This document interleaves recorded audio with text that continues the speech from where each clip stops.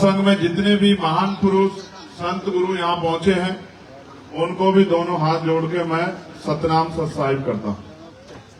और मैं महाराज जी से प्रार्थना भी करता हूँ कि हमारी उम्र भी इनको लग जाए, ये दीर्घायु और समाज को इसी तरह से सही रास्ते पे ले जाने का काम करें।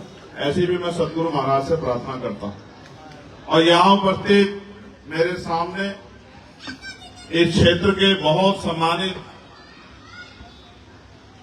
समझदार, जिम्मेदार, ज्ञानी नौजवान, बड़े बुजुर्ग, माताएं बहनें, छोटे बच्चे, छोटी बच्चियां, पुलिस के भाई, मीडिया के साथी, मैं आपका भी बहुत बहुत धन्यवाद करता हूं। मुझे बहुत सारी बातों पे आपसे बात करनी है, लेकिन ये कहा गया है कि व्यक्ति को सच बोलना चाहिए, चाहे तलवार क्यों नहीं गर्दन पे आ जाए। अगर आप तलवार के डर से झूठ बोल बैठे तो फिर आप कभी सत्य के मार्ग पे नहीं आगे बढ़ पाए। अच्छा मौका है, मैं सच बोलूंगा और उम्मीद करूंगा कि सच लोगों को सुनने की आदत भी हो। प्यारे भाइयों, जैसा संतों ने कहा ये सत्संग है, तो मेरा आपसे पुनः एक बार आग्रह है कि आप जहां आपको जगह मिले बैठ जाओ। मुझे दोबारा किसी को नहीं कहना पड़े कि आप बैठ जाओ, ना मैं दोबारा किसी को कहूंगा। मैं भी आदत से मजबूर आदमी हूं, किरदार से भी मजबूर हूं। महापुरुषों ने मुझे मान सम्मान भी बहुत दिया है, उनकी दया दृष्टि भी मेरे ऊपर बहुत है। जब मेरे जैसा आदमी सत्संग में अपने आप आसानी से बैठा रह सकता है, तो मैं मानता हूं कि आप तो मेरे ही परिवार के लोग हो, आप तो बिना कहे आपको तो बैठे जाना चाहिए था। बार बार आपको क्यों कहना पड़ा कि बैठ जाओ बैठ जाओ। प्यारे साथ संगत जी, मैं उन तमाम महापुरुषों को भी याद करता हूं जिन महापुरुषों ने इस देश में समता मूलक समाज बनाने के लिए, इस देश में गरीब, बेसहारा, दबे कुचले लोगों को इज्जत सम्मान की जिंदगी दिलाने के लिए, इस देश की महिलाओं को इज्जत के साथ आगे बढ़ने की शक्ति देने वाली नीति को लागू कराने वाले राष्ट्रपिता ज्योतिबा फूले, मां सावित्रीबाई फूले, मां फातिमा शेख, छत्रपति साहू जी महाराज, विश्वरत्न, हम सबके नायक, युगों युगों जब तक युग रहेगा, इतिहास रहेगा, तो बाबा साहब अम्बेडकर सूर्य की तरह चमकते रहेंगे। और बाबा साहब अम्बेडकर को भी मैं नमन करता हूं, उनके चरणों में आदरांजलि अर्पित करता हूं। संत गाडगे जी महाराज, नारायणा गुरु, महामना रामसु वर्मा, बाबू जगदेव प्रसाद कुशवाहा, जननायक कपूरी ठाकुर, चौधरी चरण सिंह जी, कोतवाल धन सिंह गुर्जर, चौधरी महाराज सिंह भारती, संत राम बीए प्रजापति, बाबू शिवदयाल चौरसिया, मां अवंतिका बाई लोधी, मां झलकारी बाई, मां अहिल्याबाई होलकर, मां फूलन देवी, मान्यवर दीना भाना वाल्मीकि और मेरे राजनीतिक गुरु मान्यवर साहब काशीराम जी के चरणों में भी नमन करता हूं। मैं बार बार ये सोचता हूं और मैं ये बात भी बहुत जिम्मेदारी से कहूंगा कि सदगुरु महाराज मुझे शक्ति दें कि मैं सत्य के अलावा कुछ ना बोलूं।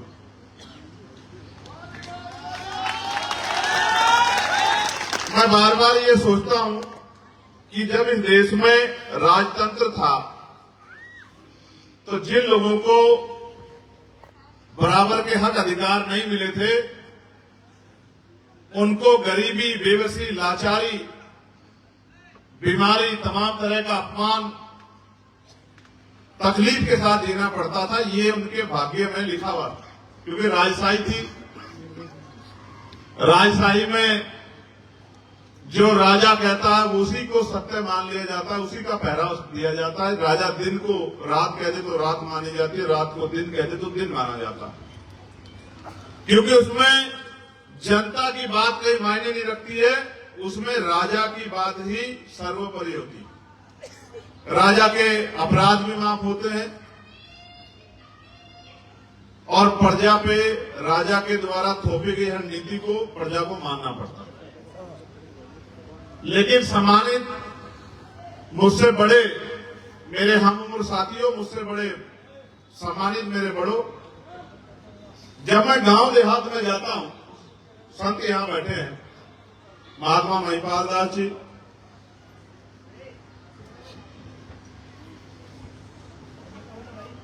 विषय कुछ और था, लेकिन मैं आपसे निवेदन करते हुए इस बात को आपके सामने रखना चाहता हूं। उसका कारण है, अगर मैं अपनी तकलीफ आपसे नहीं बयां करूंगा तो करूंगा किससे? समाज के मार्गदर्शक लोग बैठे हैं, समाज के बीच में जाते हैं, समाज को रास्ता दिखाते हैं। मैं मानता हूं अखंड ज्योति सतगुरु समनदास जी जैसा सूर्य अगर ना जन्मा होता तो आज इतने लाखों लोगों के जीवन में इतना बड़ा बदलाव नहीं होता। जय जय। तो मैं सोचता हूं कि ऐसा क्या है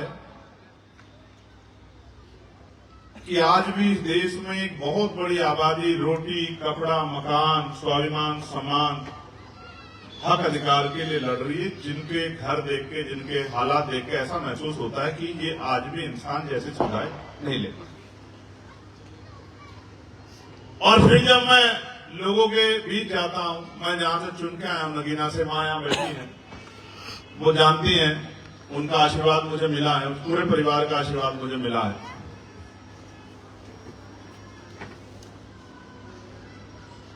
आज भी जब जाते हैं तो उनके कपड़े देखते हैं, गरीब लोगों के फटे हुए, उनके घरों के हालात देखते हैं, उनके खाने के बर्तन देखते हैं, और जो घर के हालात होते हैं, रहने की जगह, सोने की जगह, तो ऐसा लगता है कि ये एक अलग दुनिया है, और जहां से हम लोग घूम रहे हैं, मिल रहे हैं लोगों से, वो एक अलग दुनिया। एक ऐसा भी समाज है देश के अंदर जिनके यहां 50 तरह का भोजन बनता है और 50 में से कोई एक भोजन पसंद आता है, उसको खा लेते हैं, 49 तरह का भोजन कूड़े में चला जाता है। सच तो यह है कि उनके कुत्ते भी, उनकी बिल्लियां भी, उनके चिड़िया तोते भी हमसे, जो बहुत बड़ी आबादी देश में रहती है, उससे अच्छा भोजन खाती। उनके यहां जो कुत्ता वो पालते हैं, उसको बढ़िया दूध पिलाते हैं कि कुत्ते का पेट ना खराब हो जाए, बीमार होने पे बढ़िया दवाई कराते हैं, गर्मी आती है तो उसके लिए एसी लगाते हैं, बढ़िया बेड सजाते हैं, सर्दी आती है तो उसके लिए उसको स्वेटर जर्सी पहनाते हैं, गद्दों की व्यवस्था करते हैं, कंबल की व्यवस्था करते हैं।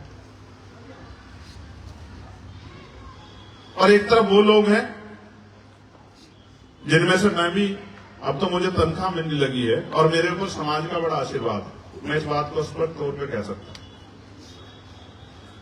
एक तरफ वो लोग भी हैं जो एक जर्सी में पूरा साल काट देते, एक जैकेट में पूरा साल काट देते, वो लोग भी हैं। तो हम लोग प्रदेश भर में, देश भर में जाते हैं, कहीं कहीं जुर्म जाती होती है, लोगों की आवाज बनते हैं, लोगों को न्याय दिलाते हैं, लोगों की तकलीफ दूर करते हैं। तो मैं शुरुआत सहारनपुर से करूंगा। मुझसे जेल में लोग पूछा करते थे कि चंद्रशेखर भाई, हमारा आंदोलन सहारनपुर में कैसा रहेगा? ईमानदारी की बात बता रहा हूं, मैं सतगुरु समनदास जी महाराज का शपथ लिया व्यक्ति हूं, मैं झूठ नहीं बोलता हूं। तो मैं कहता था हमारा आंदोलन सबसे कमजोर सहारनपुर में रहेगा। तो बोले क्यों साहब, शुरू तो यहां से हुआ। मैंने कहा शुरू यहां से हुआ है, लेकिन यहां का कोई आदमी निकट भविष्य में काम नहीं करेगा। यहां हर आदमी चंद्रशेखर होगा और वो सबको यही बात कहता फिरेगा कि हम चंद्रशेखर हैं, हम चंद्रशेखर के साथी हैं, हम चंद्रशेखर के घर के हैं, हम पुराने साथी हैं। काम कोई नहीं करेगा, और काम वहां आगे बढ़ेगा जहां काम करेगा। इस मंच पे जितने नेता लोग बैठे हमारे 99% गांव की शक्लें नहीं देखते हैं। मैंने जीवन में ये देखा है और महसूस किया है। मैंने जीवन का मेरा अनुभव है कि गुरुओं के सामने बैठ के सीखा जाता है, गुरुओं के पीछे बैठ के आज तक इतिहास में कोई सीख नहीं पाया। जब गुरु गद्दी पे विराजमान होते हैं तो गुरु की तरफ पीठ करने वालों को कभी आगे बढ़ने का रास्ता नहीं मिलता है। जब गुरु गद्दी पे होते तो गुरु के चरणों में, गुरु के सामने जो होता है, गुरु की वाणी को जो ग्रहण करता है उसी को रास्ता मिलता है, वो आगे बढ़ता है। जिसकी पीठ गुरु की तरफ को होती है तो उसके हिस्से में कभी सम्मान नहीं आता। आज ये इतने बड़े हो गए हैं, यहां से 50 लोगों ने चिल्लाया बैठ जाओ बैठ जाओ बैठ जाओ, इनमें से एक आदमी उतर के नहीं गया कि जाके मैं अपना कोई काम देख लूं। इनको पता है कि मैं यहां बैठा हूं। जब मेरे सामने इनकी ये हालात हैं तो मेरे पीछे तो ये एक दूसरे के पीछे डंडा लेके घूमते होंगे। मैं ये बात बहुत दिन पहले कहता था और यही शामली वाले हमारे नीटू भाई आज यहां साथ आए नहीं है। एक दिन मीटिंग में उन्होंने मुझसे पूछी, मैं जेल में बैठा हुआ था 16 महीने जब जेल में रहा, कि भैया, मैंने कहा मेरी बात पत्थर की लकीर है, सहारनपुर मेरा सबसे कमजोर रहेगा और जिस दिन ताकत बन जाएगी सहारनपुर मेरा किला हो जाएगा, यहां पत्ता भी मेरे बगैर नहीं हिलेगा। मेरी बात को याद रखना। यहां सामाजिक, राजनीतिक, धार्मिक पत्ता भी नहीं हिलेगा मेरे बिना। जब मैं बाहर ताकत बना के आ जाऊंगा और जब तक ताकत नहीं बनेगी ये ना खुद काम करेंगे ना मुझे करने देंगे। और आज हालात जो कि तू है, मैं अपने सीनियर साथियों को भी आगाह कर रहा हूं,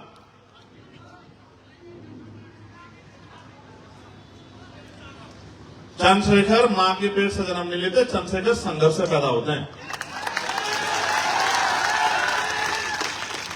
अगर चंद्रशेखर बनना है तो जान को दांव पे लगाने की हिम्मत पैदा कर दो, गुर्दा पैदा करो कि जान को दांव पे लगा। अगर कुछ पाना चाहते हो तो कुछ खोना सीखो। मैं अपने लोगों की हालात बताता हूं, धूम में बैठ जाएंगे, एक पैर पे खड़े रहेंगे, 8 घंटे मेहनत मजदूरी कर लेंगे, लेकिन इज्जत से अगर इनको कहा जाए कि सामने बैठ जाओ तो सामने नहीं बैठेंगे। पेड़ की छांव में बैठ जाएंगे, बिना चादर के बैठ जाएंगे, लेकिन इतनी अच्छी चादर बिछा रखी है पंडाल में, वहां बैठते इनको मुसीबत चढ़ जाएगी, आप धूम में खड़े रहेंगे। मैं तो जानता हूं ना, मैं पैदा हुआ हूं यहां, मैं जानता नहीं हूं यहां। ये तो संतों का आदेश है, मैं इनके आदेश को टाल नहीं पाता। मेरे साथ इतनी कमजोरी है क्योंकि गुरु गद्दी की शपथ है, संत बड़े हैं, उनका सम्मान हमेशा होना चाहिए, उनके आदेश का पालन होना चाहिए। इसलिए जितनी सदगुरु समदास जी नाम लेवा संगत है वो हमारे सरमाथे हैं, जितने सारे संत हैं वो हमारे सरमाथे हैं। उनके अच्छा बुरा, उनका डांट, उनकी गाली भी हमें सरमाथे स्वीकार है, हम उसके कभी खिलाफ जा नहीं सकते। गुरुओं की सुननी भी चाहिए। लेकिन जो लोग मुझे नेता मानते हैं, जो लोग मेरे जैसा बनना चाहते हैं, और उनके हालात क्या है, मुझे आज उनके ऊपर शर्म आ रही है।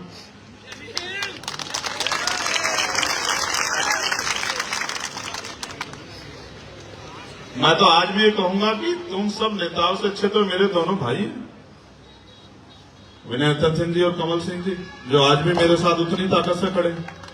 जो मेरी एक आवाज पे, अगर मैंने एक आवाज लगा दी तो खून की, अगर मुझे खून की जरूरत पड़ेगी तो खून की, मुझे लगता है कि अपना सारा खून मेरे लिए निछावर कर देंगे।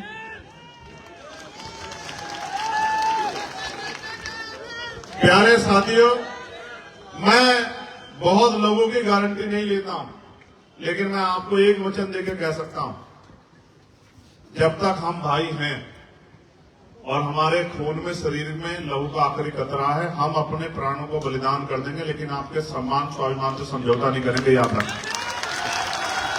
और ये लड़ाई मांगने की नहीं है, लड़ाई देने की है। और ये मिशन जो है महापुरुषों का, ये इस मिशन में वही आदमी काम कर सकता है जिसको कुछ पाने के लिए कुछ खोने की इच्छा हो जिसके अंदर। मैं आपको एक सच से वाकिफ कराता हूं। मैं मानता हूं कि आदमी पेट के लिए सब कुछ करता है, मेहनत करता है, मजदूरी करता है, गाली खाता है। मैं देखता हूं ना, लोग पसीना चलता है, खेत में काम करते हैं और मालिक 4 बुरे शब्द भी कह देता है, सुनते हैं।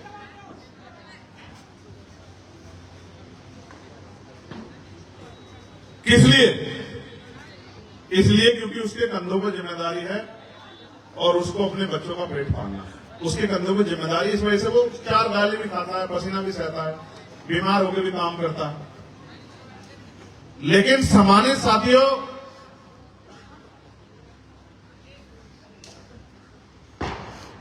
हम 8 घंटे मेहनत मजदूरी करना सीख गए,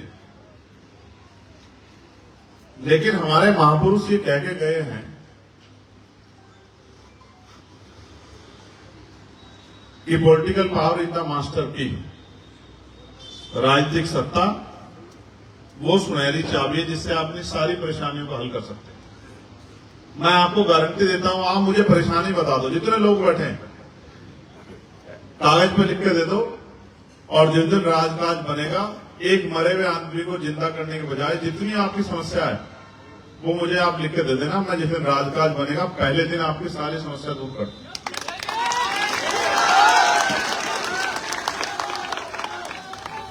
मैं कह रहा हूं, इतनी बड़ी समस्या क्यों ना हो,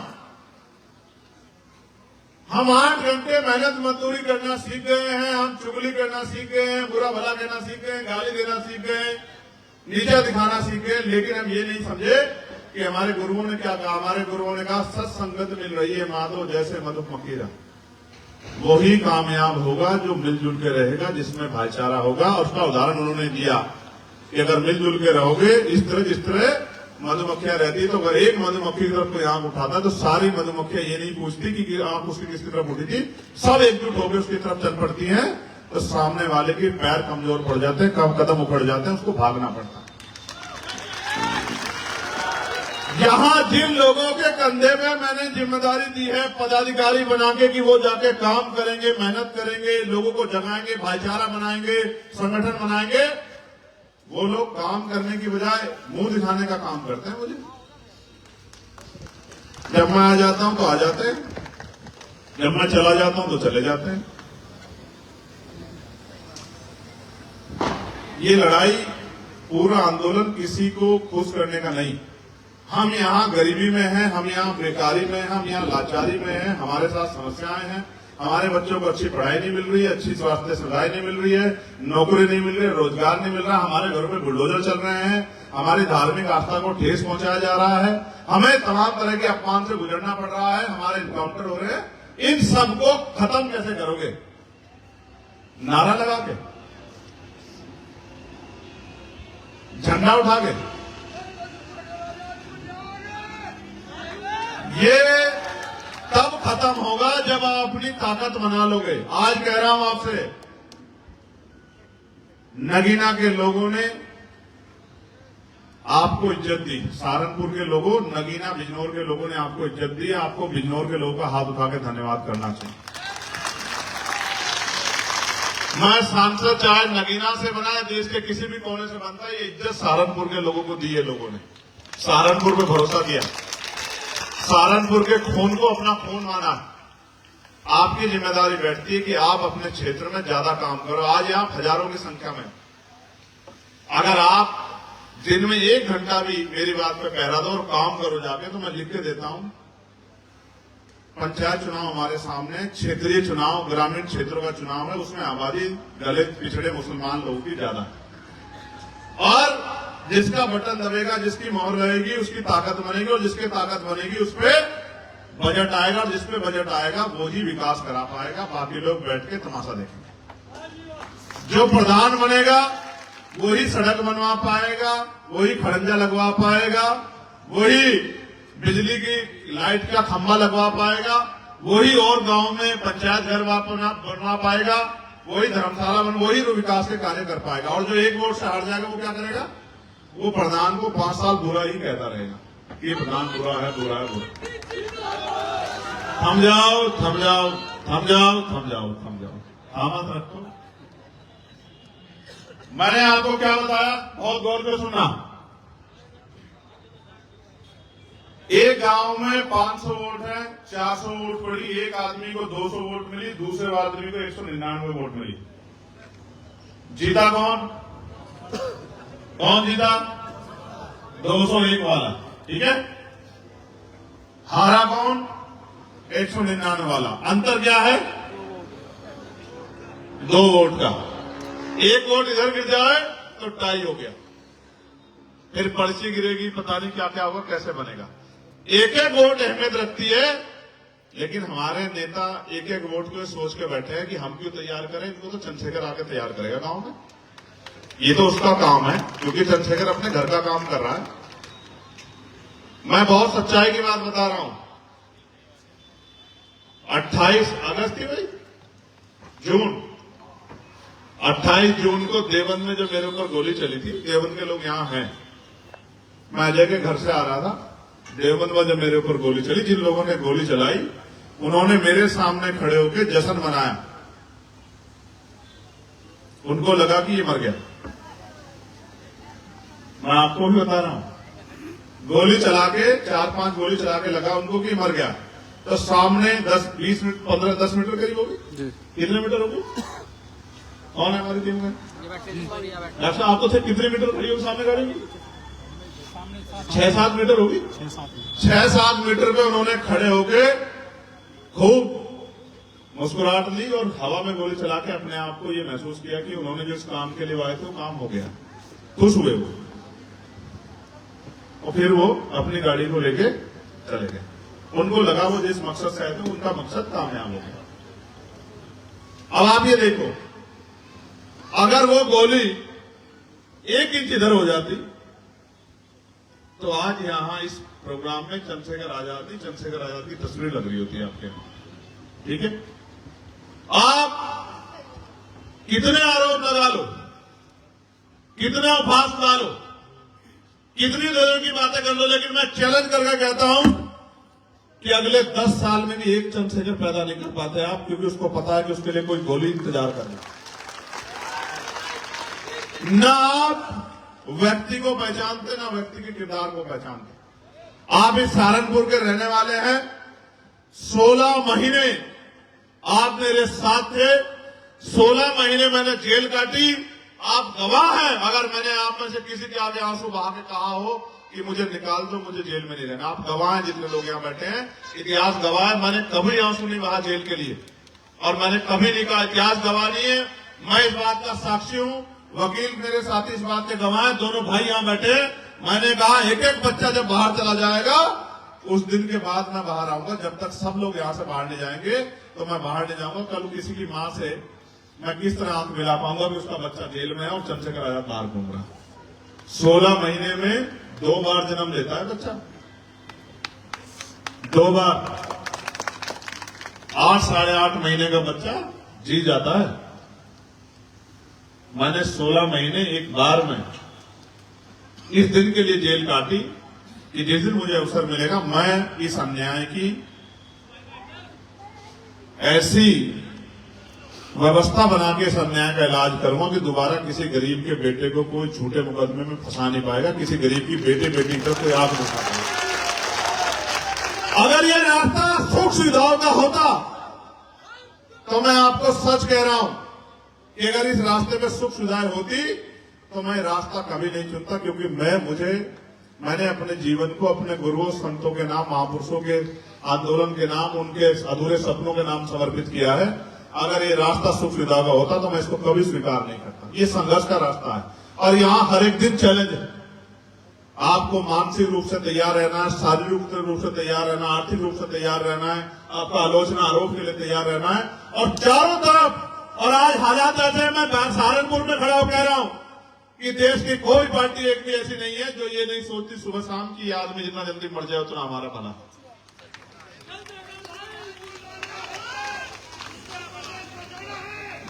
तो क्यों सोचती है, मैं आपको भी बता देता हूं, क्योंकि हर पार्टी में बड़े बड़े नेताओं के बच्चों को आगे बढ़ने का मौका मिल रहा है। उनको लगता है कि ये जमीन से जुड़ा हुआ गरीब का बच्चा आगे आ गया तो ये गरीबों से चुन के आया, गरीब के बीच का है, तो गरीबों की समस्या के लिए लड़ेगा।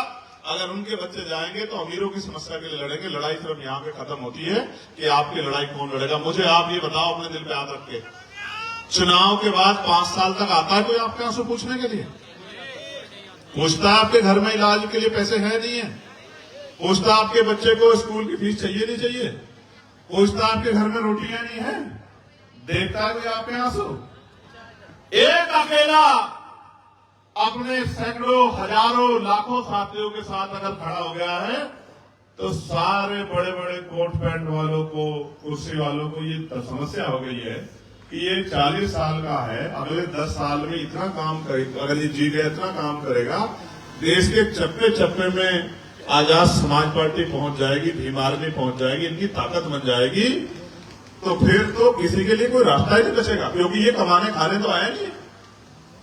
आप ये सोचो अगर कमाने खाने आया तो इस बार मंत्री बनने का उभरता, फिर उसको लात क्यों मारता? इसलिए लात मारी क्योंकि हमारे गुरुओं ने कहा है कि किसी के आगे गर्दन झुकाना मत, चाहे गर्दन कट जाए। उन्होंने कहा आदमी भूखा रह सकता लेकिन अपमानित होकर नहीं रह सकता। अगर दुश्मन के खेमे में जाना होता तो फिर ये गोलियां काहे को खानी पड़ती? गोली पूछ के चलती है क्या? गोली बता के निकलती है क्या? मुझे तो इतना समय भी नहीं मिला कि वो गोली की आवाज सुनूं और देखो गोली लगी कहां। मेरे साथी गवाह हैं, उसमें किसी की भी जान जा सकती, जरूरी नहीं मेरी। डॉक्टर साहब भी उस गाड़ी में थे, सुखविंदर, मनीष भी उस गाड़ी में थे। मनीष के ऊपर से जहां गाड़ी की गोली लगी है, मनीष के बालों में से निकल के गई, सुखविंदर के पैर में जाके लगी, काशी भी उस गाड़ी में था। किसी को भी नुकसान होता, मुझे ही नहीं। लेकिन क्यों मारना चाहते हैं वो लोग मुझे? मैंने उनकी भैंस खोल ली है, मैंने उनकी जमीन छीन ली है,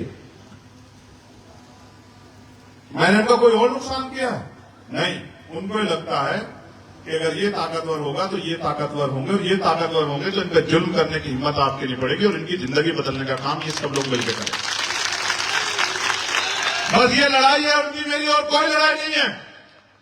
ना मैंने एक जमीन खरीदी है, ना मेरी है, ना मैं लेके जाना चाहता। मैं आपको विश्वास दिलाता हूं जिस दिन जाऊंगा उतनी जगह लूंगा जितने में मुझे जलाया जा सके, दफनाया जा सके। इससे ज्यादा कुछ साथ लेके नहीं जाऊंगा, मेरी बात को याद रखें। और मैं फिर कह रहा हूं आपको, आप सतर्क हो जाओ। ये मेरे पुराने जो साथी हैं यहाँ, मैं देख रहा था, मैं कह रहा था, बैठने संत कह रहे थे, वहां खड़े थे, कोई टोपी पहन के खड़ा था, कोई जिला अध्यक्ष इसलिए खड़ा था क्योंकि सब लोग, जिला अध्यक्ष बहुत बड़ा है, बाकी लोग छोटे हैं। ऐसा इलाज कर दूंगा, ऐसा इलाज कर दूंगा कि अगले 10-20 साल जिला अध्यक्ष जैसी कुर्सी की तरफ नहीं देख पाओगे। जिले में, मंडल में पद लेके जो बैठे हो ना, अगर मेरे सामने अनुशासन में आप नहीं, लोग नहीं हो, तो मैं क्या मानूं कि आप मेरी बात को उस तरह पालन करते होंगे क्या? सबको बताएं मैं किसको कह रहा हूं। मेरी आवाज शामली तक भी जाती है और जो जिला पंचायत की तैयारी कर रहे हैं उन तक भी जाती है। समझदार बन जाओ। आप ही बताओ, थोड़े से अप्पर को कर ले भाई ने, कहां भी शोर करवा रहा कान में। मेरी एक बात को गौर से सुन के बताओ, इसी जिंदगी में जीना चाहते हो जिसमें जी रहे हो? खुश हो इसमें? इस गरीबी, बेबसी, लाचारी, बीमारी, अपमान की जिंदगी में खुश हो? हैं? ऐसे ही रहना चाहते हो? अगर ऐसा रहना चाहते हो फिर आपको मेरी जरूरत नहीं होनी चाहिए।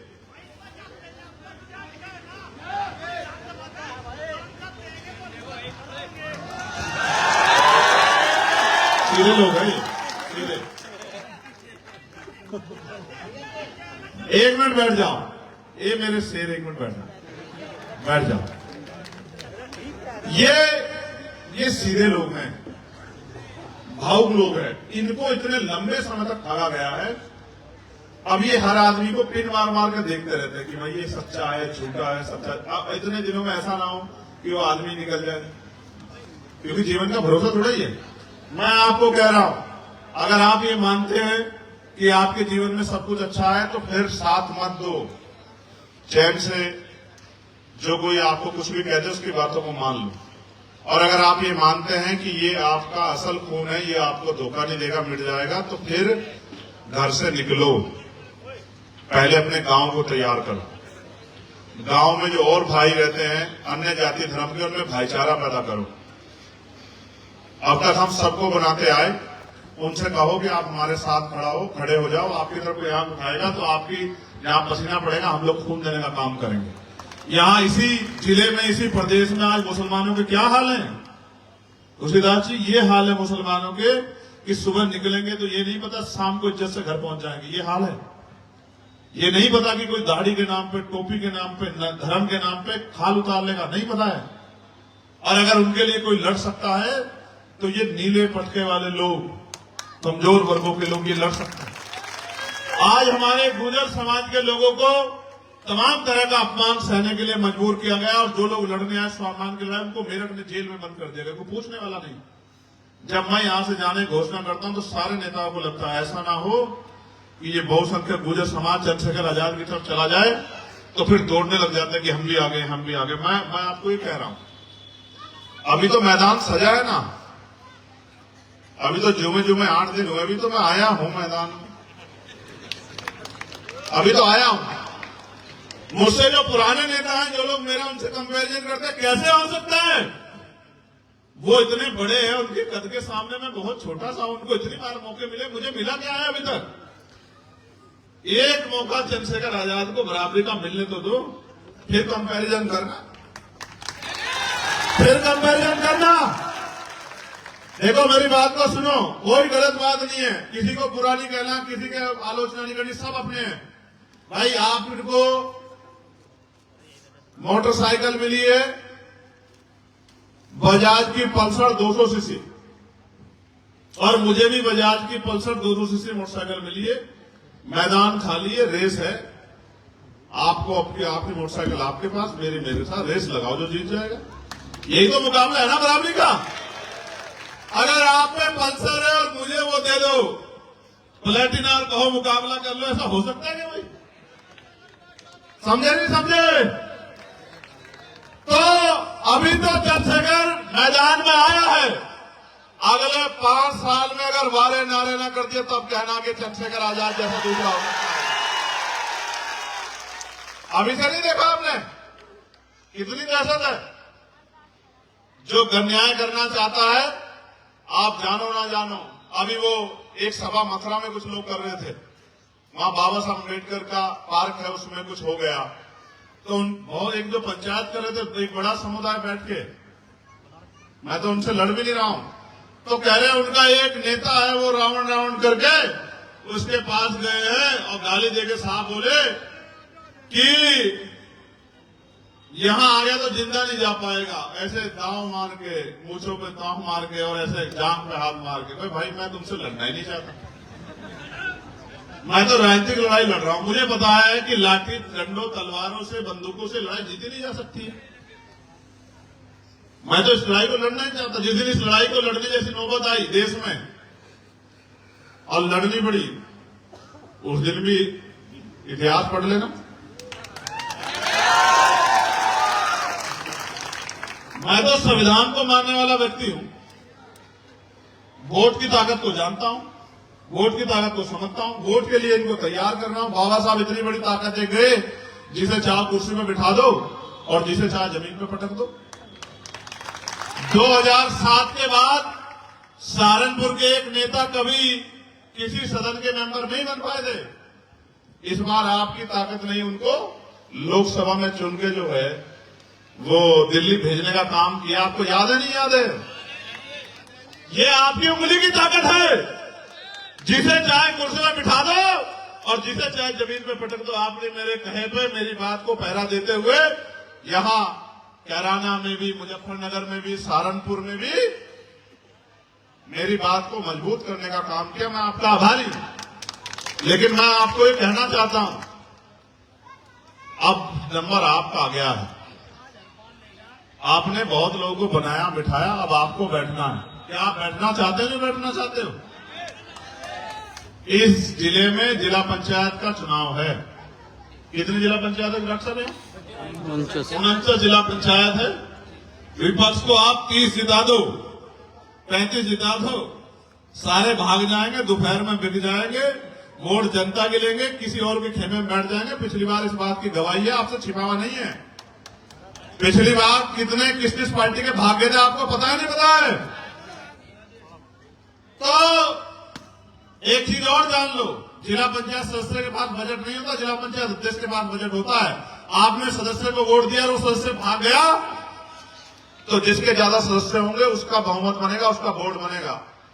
तो मैं आपसे आज ये मांगना चाहता हूं, जिला पंचायत सदस्य का चुनाव आ गया आपके सामने, मेहनत करना, घर से निकलना, ये सोचना प्रत्याशी नहीं लड़ रहा है, मैं लड़ रहा हूं, मेरा भाई लड़ रहा है, चंद्रशेखर आजाद ने आवाज दी है, मुझे उसकी ताकत बना के देनी है, उसे आंख मिला के कह के दिखाना है कि देख भाई, मेरे गांव में 700 वोट थे, 550 पड़े, 525 तुझे देकर दिखाया है, अपना काम कर दिया। अब तेरी जिम्मेदारी है कि इनको संभाल के अपनी ताकत बना के हमारे क्षेत्रों में काम करवा के दिखाना।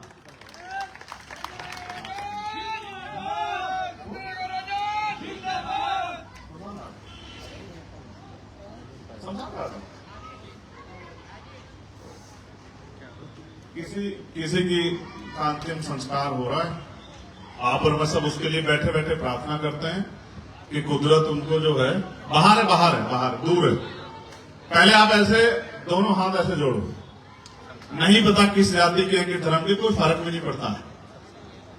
अच्छे काम सबके लिए, बुरे काम किसी के लिए नहीं। आप सब लोग प्रार्थना करो, वो जिस भी परिवार से हैं, कुदरत उनको, सतगुरु महाराज उनको अपने चरणों में स्थान दे और उनके परिवार को दुख सहने की शक्ति दे। कोई भी हो, चाहे किसी भी समाज का हो, इंसानियत के सबसे बड़ा जो धर्म है वो इंसानियत है। ऐसे दोनों हाथ जोड़ के 1 मिनट के लिए मौन करके प्रार्थना कर लो। मैं भी माइक रख रहा हूं।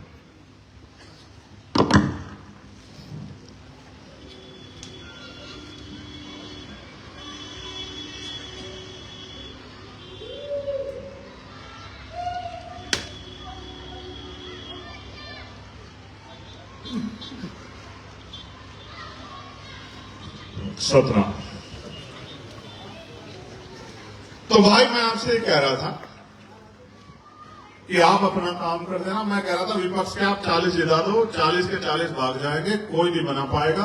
अगर किसी के ठंडे झंडे में दम है तो वो आजाद समाज पार्टी काशीराम है, जो जिला पंचायत अध्यक्ष बना था। मैं आपको हाथ जोड़ के कह रहा हूं, इस बार निराश मत करना। निराश तो नहीं करोगे? दोनों हाथ उठा के बताओ, निराश तो नहीं करोगे? जिस बैनर पे आप फोटो मेरी देख लो, क्या समझोगे कौन है वो प्रत्याशी? वो ये समझ लेना कि वो चंद्रशेखर है और इसको हमें ताकत देनी है। ऐसे उसमें मत पड़ना कि उससे कहोगे शराब ले जाओ, हैं? ऐसी चीजें तो नहीं मांगोगे उससे। इसका भी उदाहरण बता देता हूँ, गौर से सुनो, बैठ जाओ भी, आप लोग जल्दबाजी मत करो, बैठ जाओ। इस तरह अगर आप नहीं बैठोगे तो बात मजे नहीं आएगी। देखो इनको, देखो तो बैठना, देखो गौर करो, बसो, बहुत काम की बात है, बैठ जाओ। देखो, जब आप उससे चुनाव में शराब मांगोगे, खाना मांगोगे और इधर उधर की चीज मांगोगे, उसके पैसे खर्च कराओगे, तो जब वो पैसे खर्च करेगा तो फिर वो आपका काम नहीं करेगा। ये बात आप जानो। और बाबा साहब ने कहा कि मैंने वोट का अधिकार आपको दिला दिया आपकी गुलामी से मुक्ति के लिए। और काशीराम साहब ने कहा कि हमें अपने वोट की रक्षा ऐसे करनी है जैसे बहन बेटियों की रक्षा करनी होती है। कोई अपनी वोट को ब्रजेश दास जी बेचता नहीं है। अगर आपने उससे कुछ भी मांग लिया तो समझो आपने अपनी वोट को बेच दिया। कोई अपनी बहन बेटी को नहीं बेचता, इसलिए स्वाभिमानी बनो। जब स्वाभिमानी बन के आप उसे वोट दोगे तो गिरवान पकड़ लोगे उसका कि काम क्यों नहीं हो रहा मेरे क्षेत्र में। और जब उससे इस तरह की डिमांड करोगे तो वो आपके सामने को जाएगा और आपसे कहेगा बोतल भूल गया। उस दिन कह रहा था बोतल चाहिए, अंग्रेजी की बोतल, तो बोतल मिल गया, बीच में बताना। और ये जो मेरी माएं बैठी है इनसे कह रहा हूं, देखो मेरा बस चले तो मैं एक दिन में शराब बंद करवा दूं। मैं सच कह रहा हूं वचन देकर। अभी मेरे को ताकत नहीं, क्योंकि शराब ने जितना बेड़ा गर्क मेरे लोगों को किया किसी का नहीं किया है शराब। मैं आज आपको कह रहा हूं, चाहे सरकार को कितना आर्थिक नुकसान हो जाए, इसके शराब के मैं डायनामाइट लगा दूंगा, उसकी जितनी ताकत बनेगी कोई शराब के आधार पर किसी को और इसका नुकसान होगा। हालांकि जो लोग शराब पीते हैं वो मुझसे कह रहे होंगे अंदर अंदर कि ये भाई हमारा है और नुकसान भी हमारा ही करने की बात कर रहा हूं। मगर आप जानो, नशा करो, कौन मना कर रहा है? गुरु जी के विचार का नशा करो, गुरु जी की बात का नशा करो, तरक्की का नशा करो, शिक्षा का नशा करो, रोजगार का नशा करो, पैसे कमाने का नशा करो, शक्ति बनाने का नशा करो, ऊंची कुर्सी पर बैठने का नशा करो। ये नशा भी कोई नशा है जिसमें अपमान भी सहते हो, गाली भी खाते हो और नुकसान भी सहते हो। नशे में अपनी बीवी बच्चों के हिस्से का जो पैसा उनके इज्जत सम्मान का उसको लुटा देते हो, कर्ज में डूबते हो। ऐसे नशे के लिए मैं कभी आपको नहीं कह सकता। इसलिए माताओं बहनों से भी कहूंगा, दोनों हाथ उठा के पहले तो आशीर्वाद दो और कहो कि दीर्घायु रहो। हिंदी में कह दो, हिंदी में साधारण भाषा में कहो कि लंबी उम्र हो तुम्हारी। हाँ ठीक। 10 साल की उम्र के लिए प्रार्थना कर लो महाराज जी से, सतगुरु महाराज का आशीर्वाद होगा, जी जाऊंगा। और जी गया 10 साल, अगर आपकी आंखों में आंसू आ गया तो जो कहोगे वो हार जाऊंगा, मेरी बात को याद रखना। मेरे भाइयों, मेरी बहनों, माओ, बड़े बुजुर्गों, ये लड़ाई स्वाभिमान सम्मान की और ये उसी ताकत से लड़नी। मैं आपका धन्यवाद करता हूं और एक आग्रह आपसे करता हूं, नेता लोगों से भी। डीपी सिंह जी यहां बैठे हैं, महरूब भाई यहां बैठे हैं, तमाम हमारे साथी मौसम साहब बैठे हैं, अनिल साहब बैठे हैं, करणवीर साहब बैठे हैं। सबसे कह रहा हूं फील्ड में जाओ। ये तमाम हमारे साथी बैठे हैं, रोड साहब बैठे हैं, आज इनसे मुलाकात हुई। मैं आप सबको कह रहा हूं, जमीन पे जाओ, क्षेत्रों में निकलो, नीस भाई हैं, गलियों में जाओ, गांव में जाओ, अपनी बात को कहो। और जब आप अपनी बात को कहोगे, 10 आदमी सम्मान करेंगे, 2 आदमी विरोध करेंगे, उन 2 आदमी की बात का जवाब दो। उनसे पूछो कि आप क्यों नाराज हो, आप क्या चाहते हो। मैं ये भी तो वही है, आप और हम एक ही आंदोलन में से निकल के आए हैं ना, बात बताओ। इसी नीले आंदोलन से निकल के आए ना, इससे पहले भी थे नहीं थे वहीं। सहारनपुर गवाही लिया क्या कोई रैली हमारे वगैरह हुई थी क्या कोई? क्यों भाई भरत, तमाम लोग हम ही कामयाब कराते थे ना रैलियां, पिछले आंदोलन की भी हम ही लिखते थे ना बदन पे यहाँ पार्टी का नाम। और आज हम पराये हो गए, आज हम एजेंट हो गए। आप समझो, वो पेड़ हमने लगाया था, वो पेड़ हमने सींचा, वो फल फूला, उस पेड़ ने हमें छांव दी, उस पेड़ ने हमें फूल दिए, उस पेड़ ने हमें फल दिए, उस पेड़ ने हमारा संरक्षण दिया। आज वो पेड़ सूख गया है, उसके भरोसे रहेंगे तो कल हमारा बच्चा स्कूल में नहीं घुस पाएगा, कल हमारा बच्चा कुर्सी पर नहीं बैठ पाएगा। हमें अपने बच्चों का इंतजाम करना है, इसलिए हमें दूसरे पेड़ को मजबूत करना है। इसलिए मैं किसी को ना आज बुरा कहता, ना कल बुरा कहता, ना कल बुरा कहूंगा। मैं एक ही बात जानता हूं, जो आया है वो जाएगा, जो बना है वो नष्ट होगा और अहंकार कभी नहीं रहता। लोकतंत्र में जनता मालिक है, जिनका हाथ जिनके सर पे होगा वो नेता होगा, वो ताकतवर होगा, और जो ताकतवर होगा उसी को काम करने का मौका मिलेगा। मेरी तो ताकत आपके पास है, आपको तय करना है कि आप मुझे ताकतवर बनाना चाहते हैं, बनाना चाहते। आपने मुझे इतना प्यार दिया, मेरी बात मान के कुछ गैर जिम्मेदार नालायकों को छोड़ के जो खड़े, कुछ है बस ये, बाकी बहुत जिम्मेदार लोग हैं। सब लोगों ने मेरी बात को ध्यान से सुना, संतों ने इतना समय मुझे दिया। मैं दोनों हाथ जोड़कर उनको सतनाम सत्साहिब करता हूँ, जय गुरुदेव, धन गुरुदेव करता हूँ। आज हमारे संतों को कहाँ सम्मान मिलता है?